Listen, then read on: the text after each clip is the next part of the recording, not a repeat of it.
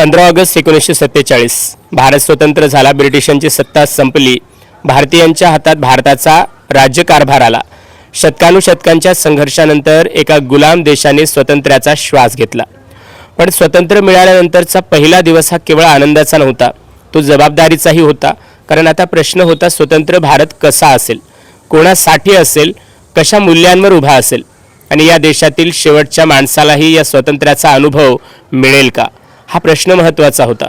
कारण भारत फक्त ब्रिटिशांच्या राजवटीतून मुक्त झाला होता, पण समाजामध्ये शतकानुशतकापासून असलेल्या विषमता अजूनही जिवंत होत्या. जात होती, अस्पृश्यता होती, गरिबी होती, अशिक्षितपणा होता, स्त्री पुरुष असमानता होती, सामाजिक भेदभाव होता. मग प्रश्न असा होता, राजकीय स्वातंत्र्य मिळालं पण सामाजिक स्वातंत्र्याचं काय? इथे बाबासाहेबांचा विचार आपल्याला थांबवतो. बाबासाहेबांनी स्वातंत्र्याकडे फक्त राजकीय चष्म्यातून पाहिलं नाही. त्यांच्यासाठी माणसाला केवळ मतदानाचा अधिकार मिळणं पुरेसं नव्हतं. माणसाला स्वतःचं आयुष्य स्वतः ठरवण्याची संधी मिळाली पाहिजे. त्याला शिक्षण घेता आलं पाहिजे, त्याला प्रश्न विचारता आले पाहिजेत, त्याला स्वतःचे विचार मांडता आले पाहिजेत, त्याला समान संधी मिळाली पाहिजे आणि सर्वात महत्त्वाचं, त्याला माणूस म्हणून सन्मान मिळाला पाहिजे. कारण ज्या समाजात माणसाची किंमत त्याच्या जन्मावर ठरते तिथे स्वातंत्र्य अपुरं आहे. ज्या समाजात एखाद्याला शिक्षणापासून दूर ठेवलं जातं तिथे स्वातंत्र्य अपुरं आहे.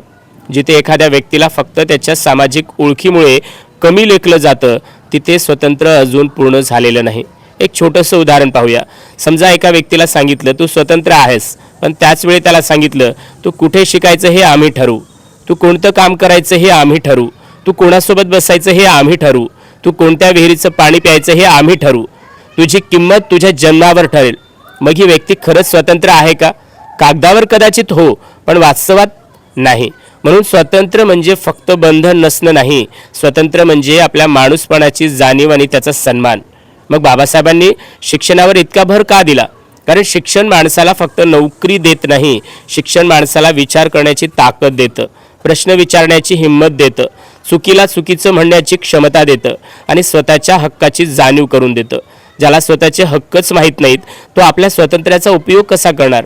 म्हणूनच शिक्षण हे केवळ रोजगाराचं साधन नाही, ते स्वातंत्र्याची जाणीव करून देणारं साधन आहे. आणि म्हणूनच बाबासाहेबांचा संदेश आजही तितकाच महत्त्वाचा वाटतो. शिका, संघटित व्हा, संघर्ष करा.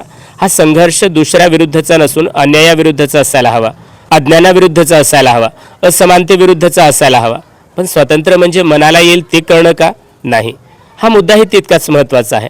स्वातंत्र्य म्हणजे मला जे वाटेल ते मी करेन असा अर्थ नाही.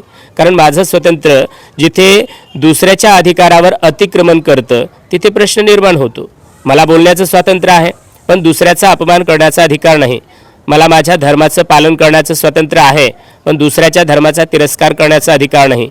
मला माझं मत मांडण्याचा अधिकार आहे, पण दुसऱ्याला त्याचं मत मांडण्यापासून रोखण्याचा अधिकार नाही. म्हणून स्वातंत्र्याला जबाबदारीची जोड असते. माझ्या स्वातंत्र्याचा आदर करणारा समाज हवा असेल तर मलाही दुसऱ्याच्या स्वातंत्र्याचा आदर करावा लागेल. स्वातंत्र्य, समानता आणि बंधुता, बाबासाहेबांच्या विचारात ही मूल्ये एकमेकांशी जोडलेली आहेत. समानता नसेल तर स्वातंत्र्य काहीच्याच हातात राहू शकतं, बंधुता नसेल तर समानता फक्त कागदावर राहू शकते आणि न्याय नसेल तर या सगळ्या मूल्यांचा अर्थच अपुरा ठरतो.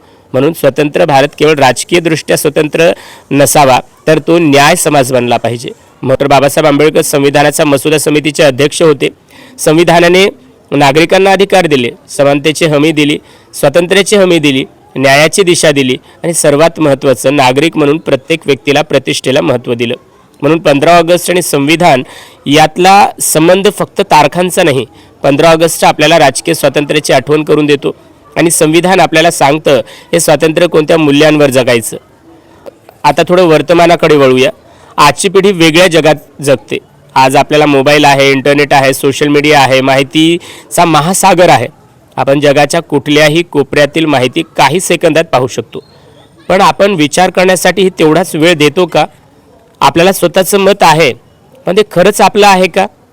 की आपण फक्त कुणीतरी सांगितलेलं पुढं शेअर करतो. एखादा व्हिडिओ पाहिला आपण लगेच विश्वास ठेवतो, एखादी पोस्ट वाचली आपण लगेच पुढे पाठवतो. पण प्रश्न विचारतो का हे खरं आहे का? कारण स्वतंत्रपणे विचार करण्याची क्षमता देखील स्वातंत्र्याचाच भाग आहे. माहिती मिळणं म्हणजे ज्ञान नाही आणि मत असणं म्हणजे विचार करणं नाही. विचार करण्यासाठी प्रश्न विचारावे लागतात, तर्क करावा लागतो, वाचावं लागतं आणि कधीकधी आपल्या स्वतःच्या मतावरही प्रश्नचिन्ह उभी करावे लागतं.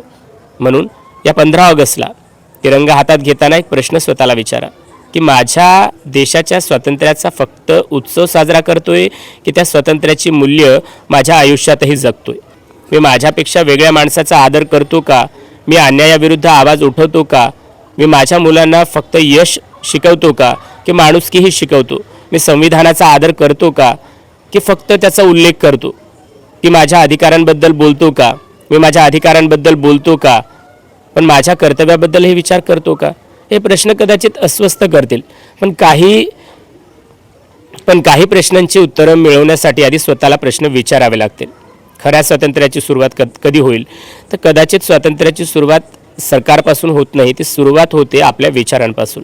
जेव्हा आपण भीतीने बाळगता प्रश्न विचारतो, जेव्हा आपण अंधानुकरण न करता विचार करतो, जेव्हा आपण दुसऱ्यांच्या स्वातंत्र्याचा आदर करतो, जेव्हा आपण अन्यायाला असंच चालतंय म्हणून स्वीकारत नाही, जेव्हा आपण आपल्या मूल्यांना केवळ स्पर्धा नाही तर संवेदनशीलताही शिकवतो, तेव्हा स्वातंत्र्य आपल्या आयुष्यात उतरायला सुरुवात होते.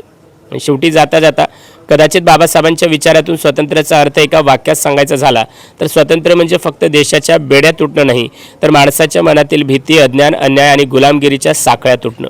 ज्या दिवशी प्रत्येक मुलाला शिक्षणाची संधी मिळेल, ज्या दिवशी प्रत्येक स्त्री स्वतःच्या निर्णयाने जगू शकेल, ज्या दिवशी माणसाची किंमत त्याच्या जन्माने नाही तर त्याच्या माणूसपणाने ठरेल, ज्या दिवशी दुसऱ्याच्या स्वातंत्र्याचा आदर करणं आपली सवय बनेल, कदाचित त्या दिवशी आपण स्वातंत्र्याचा अर्थ खऱ्या अर्थाने समजून घेतलेला असेल. म्हणूनच या 15 ऑगस्टला फक्त तिरंगा फडकू नका, आपल्या विचारांमध्येही स्वतंत्र फडकू द्या.